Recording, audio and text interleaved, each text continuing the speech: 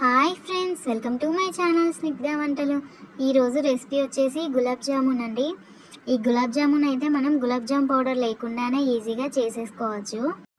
ఇప్పుడు ప్యాన్ పెట్టి 2 స్పూన్ల వరకు అయితే నెయ్యిని వేసుకోవాలి. నెయ్యి కరిగిన తర్వాత 1 కప్పు వరకు అయితే గోధుమ పిండిని తీసుకుంటున్నాను. నేను గులాబ్ జామున్ అనేది గోధుమ పిండితో చేస్తున్నానండి.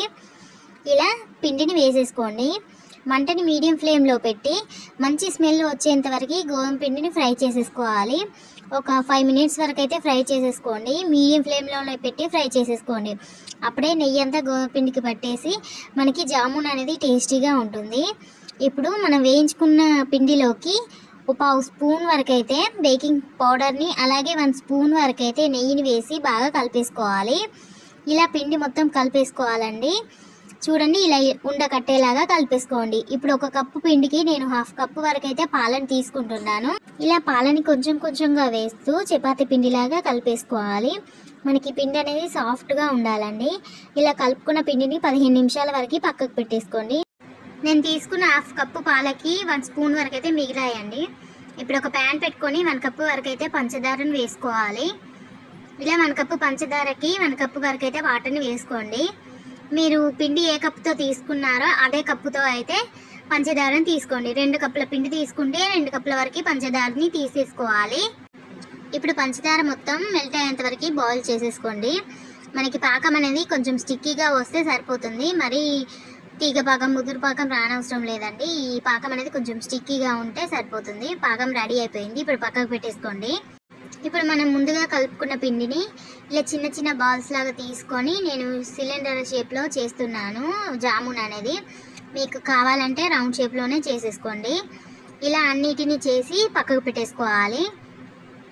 ఇలా అన్నీ అయితే చేసి పెట్టుకున్నానండి. ఆ చిన్నదైతే మా పాప చేసుకుంది, తనకు కావాలని అలా. ఇప్పుడు ప్యాన్ పెట్టి ఆయిల్ని వేసేసుకోవాలి. డీప్ ఫ్రైకి సరిపడా ఆయిల్ని వేసేసుకోండి. ఆయిల్ హీట్ అయిన తర్వాత ఇలా చేసుకున్న జామున్ని వేసేసుకోండి. ఇలా అన్ని జామున్స్ని ఆయిల్లో వేసేసుకోవాలి. ఇలా జామున్స్ అన్నీ వేసుకున్న తర్వాత ఒక 2 to 5 మినిట్స్ వరకు అయితే అసలు కలపకండి. మనకి మంటని మీడియం ఫ్లేమ్లో పెట్టి మనం ఫ్రై చేసేసుకోవాలి. అప్పుడే లోపల పిండి అనేది కుక్ అవుతుంది. లేదంటే పైన కలర్ వచ్చేస్తుంది కానీ లోపల పిండి పిండిగా ఉంటుంది. అలాగే ఒక టిప్ చెప్తానండి.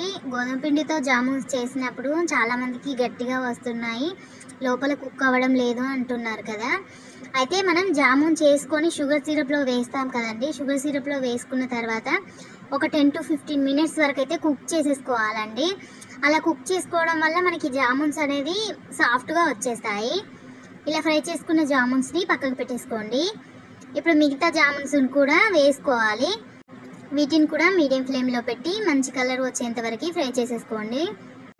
అలాగే గోధుమ పిండితో డైరెక్ట్గా చేస్తే టేస్టీగా ఉంటాయా అని కూడా మీకు డౌట్ ఉండొచ్చు.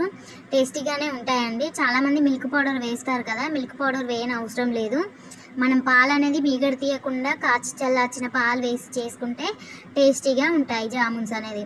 ఇప్పుడు షుగర్ సిరప్ అనేది చల్లారిందండి. కొంచెం ఫుడ్ కలర్ వేసి వేట్ చేసుకుంటున్నాను. ఫుడ్ కలర్ ఆప్షనల్, మీకు ఇష్టమైతే వేసుకోండి. ఇప్పుడు ఫ్రై చేసుకున్న జామున్స్ని షుగర్ సిరప్లోకి వేసేసుకుంటున్నాను. ఇలా అన్నిటినీ వేసేసుకోండి సిరప్లోకి.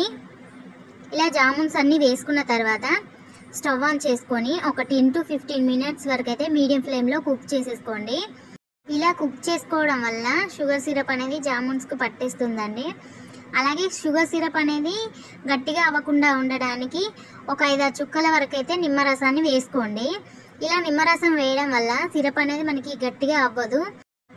ఇలా బాయిల్ చేసుకుంటున్నాం కదా మనం షుగర్ సిరప్ని. ఇలా బాయిల్ చేసుకున్నా కూడా మనం నిమ్మరసం వేసాం కాబట్టి గట్టిగా అవ్వదు అసలు. చూడండి, మనకి జామున్ అనేది రెడీ అయిపోయింది. చాలా సాఫ్ట్గా, జ్యూసీగా, సూపర్ టేస్టీగా ఉందండి. ఒకసారి అయితే ట్రై చేయండి.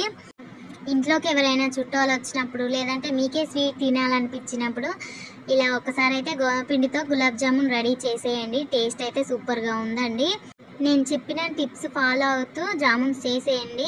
సాఫ్ట్గా, జ్యూసీగా వస్తాయి. మీలో ఎంతమందికి ఈ రెసిపీ నచ్చిందో కింద కామెంట్ చేయండి. అలాగే వీడియో నచ్చితే లైక్ చేయండి, షేర్ చేయండి, నా ఛానల్ని సబ్స్క్రైబ్ చేయండి. Thank you for watching Snigdha వంటలు.